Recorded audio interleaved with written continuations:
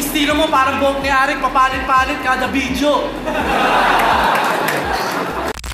Sa lagpas isang dekadang pamamayagpag ng Flip-Top Battle League ay napakaraming pangyayari na ang nasaksihan natin. Napakalaki na rin ang pinagbago ng liga mula na magsimula ito way back 2010. At ayan nga ang tatalakayin natin ngayon, ang 10 bagay na nagbago sa liga ng Flip-Top. Pero bago natin simulan, kung interesado ka sa mga ganitong usapan, especially sa rap battle topic, ay iniimbitahan kita na mag-subscribe sa ating YouTube channel. Marami pa tayong interesting content na paparating, kaya make sure na nakaklik ang notification bell button para maging updated.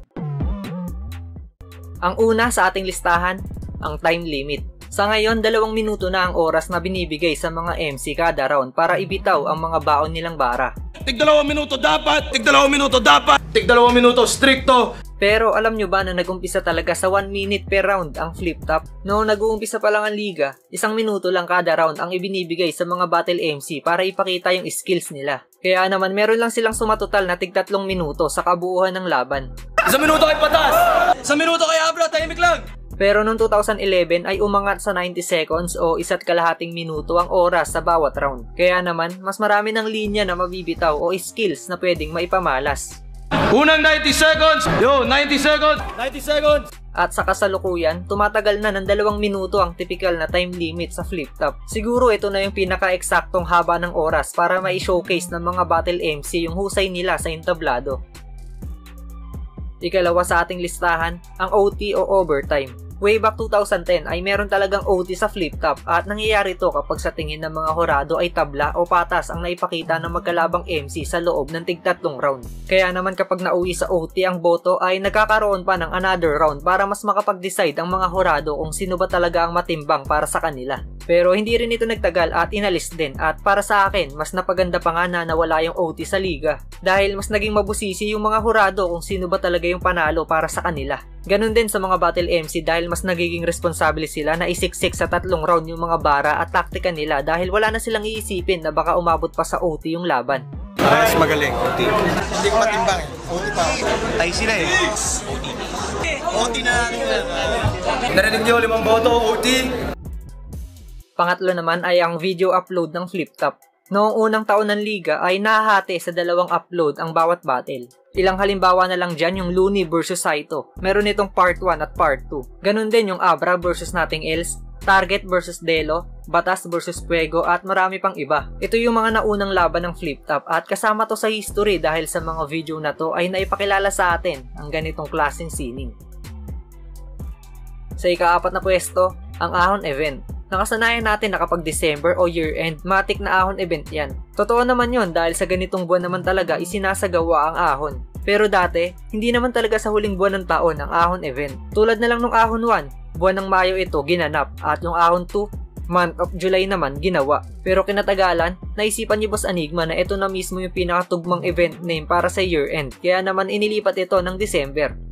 Nagsimula siya, hindi siya lagi yung year-ender eh. Parang habang nakakaisip pa ako ng mga ibang event name din, naisip ko parang pinakabagay na year-end event name, yung ahon na lang, kaya nilipat ko na siya ng December. Siya yung resulta ng buong taon ng paglalaban ng mga MC.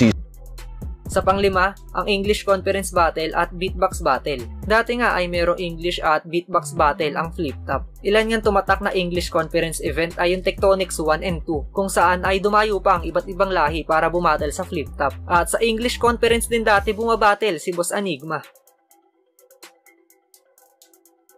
Ang nakalista naman sa ika-6 na pwesto ay ang mga Flip-Top event na nawala o hindi na nasundan.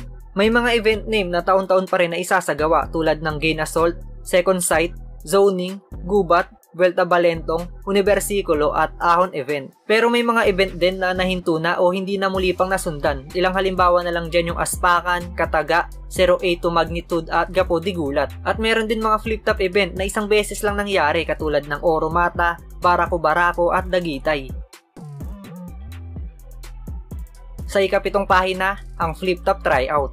Ito yung nagiging daan ng mga battle MC para makapasok sa liga. Noon, ang format ng tryout ay old school battle, yung may beat at on the spot. Kung sino ang mag-champion dito ay meron ng sure slot sa flip top. At namimili rin sila Sir Enigma sa iba pang sumalang sa nasabing tryout. Kung sinong battle MC pa ang nakikitaan nila ng potensyal ay bibigyan din nila ng special slot. Ngayon naman ang pinaka-tryout ay kinakailangan magpasa sa flip top ng 16 bars a cappella, yung pang battle material, at 16 bars with beat. Ang mga battle MC na mapipili dito ay magkakaroon ng battle sa event na tinatawag na 1 minutes. Written format na to kaya dapat maipakita nila dito na karapat-dapat sila mapasama sa roster ng flip top. Flip top, 1 minute! 1 minutes magigay para sa parating nating matchup po. Nakalista naman sa pangwalo ang pinakaunang finals ng 2x2 at Isa Buhay Tournament. Nakasanayan natin na sa Ahon ginaganap ang finals ng Isa Buhay at 2x2. Pero ang unang event talaga na pinaganapan ng finals ng dalawang torneo ay ang Universikulo. Sa pinakaunang Universikulo naka-line up ang finals ng 2x2 noong 2012. At sa Universikulo 2 naman ginanap ang first Isa Buhay Finals. Kasabay ng pagbago nito noong napagdesisyonan ni Sir Enigma na ilipat sa year-end ang Ahon event. Flip top, Universikulo, 2x2 finals, nandito tayo sa wakas, pagtaos na ilang buwan. Yo, Flip top, Universikulo 2, nandito pa rin sa B-side. Isa Buhay finals na, Flip top, magigay para sa laban na para tayo. Bago tayo magpatuloy, isang mabilisang patalastas muna. Iniimbitahan kita na i-like at follow ang ating Facebook page. Marami tayong sorpresa, giveaway at bonus dyan. Check mo lang yung mga video upload sa page para sa kumpletong detalye. Nakalista naman sa ika-9 na pahina ang writing quality. Mula 2010 hanggang ngayon, napakalaki na ng pinagbago ng mga battle MC pagdating sa sulatan.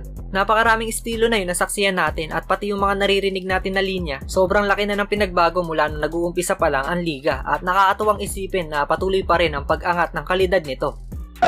Pero either way, ito na ba yung big dog ari ko? Shoot! So cute! Sige, lamon lang ng lamon. Ako yung lason na homebrewed. Ako yung tsokolate na nakahalo sa dog food. I'm so rude tong baliw. No good. Kahit nuwagan mo yung tornilyo, you're screwed.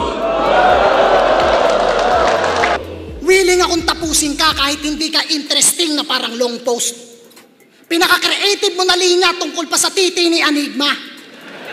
Puro ka low blows. Nahahanapan pa rin ng butas anumang lawak ng field na parang golf course.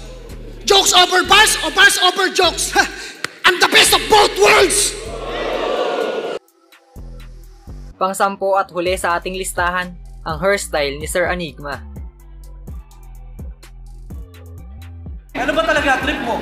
Yung estilo mo parang buhok ni Arik, papalit-palit kada video. At ayan nga ang 10 bagay na nagbago sa flip top. Meron din ba kayo naaalala na nagbago sa liga? Pwede nyo yun i-comment sa ibaba para masama natin sa part 2. At hanggang dito na lang ang ating usapan. Kung nagustuhan mo ang video na to, click mo na yung like button bilang suporta at mag-subscribe sa ating YouTube channel. Muli, maraming salamat sa walang sawang pagsuporta.